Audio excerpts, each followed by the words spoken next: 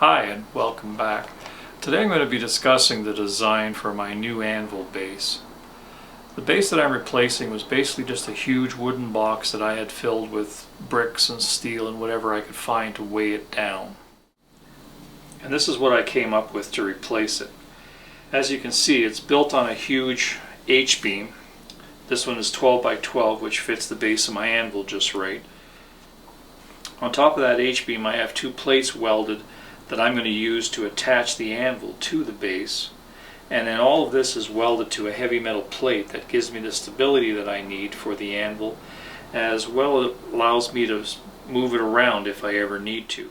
The anvil is held in place with two metal clips that are bolted through the holes at the top of the anvil base.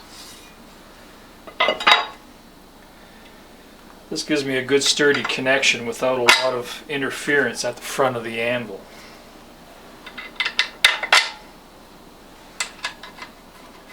The next thing I designed for this anvil was a hole down for my hardies. Most of my hardies have a hook welded to the base of them. This hook is small enough to fit through the hole, but it's still large enough to fit through this chain.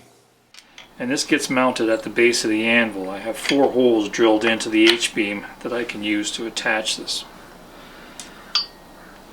Now the chain goes up to attached to the bottom of the hardie, and then the turnbuckle turns to tighten it down so it can't move.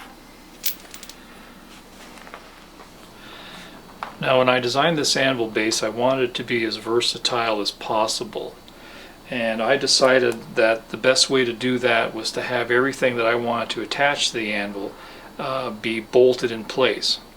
So what I did is I've added these tracks on all 4 corners of the anvil base, and they allow me to put bolts through those holes to attach anything that I want. I also designed a standard bracket that I'm going to use to attach all of the jigs and fixtures to the anvil base. I made this bracket symmetrical so I could attach it to any corner of the anvil.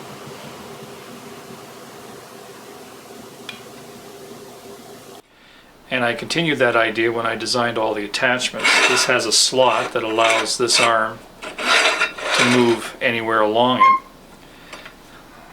This gets bolted in place, and then the work holder slides on that, rotates to adjust to anything that might be on the anvil, and again gets locked in place. If I want a different fixture, I just remove this, modify the fixture, and I just have this one piece that I have to modify, not the whole assembly. And the same holds true for the tool tray. When I built the tool tray, I didn't weld it to this pipe that gets attached to the anvil. The tool tray is getting bolted to this pipe that rotates and fits the anvil base. That way, if I ever want to redesign the tool tray or add to it or whatever, it's just a matter of unbolting this. I don't have to take the whole pole with me. This tool tray is a really handy feature of this anvil base. As I mentioned earlier, the base that I was using was a big box that fit underneath the anvil. I was able to use the top of that box to support any tools that I had, but the size of the anvil base often got into the way. This tool tray is nice because it's easily movable and I can get it out of the way whenever I need to. So that's basically the system that I came up with.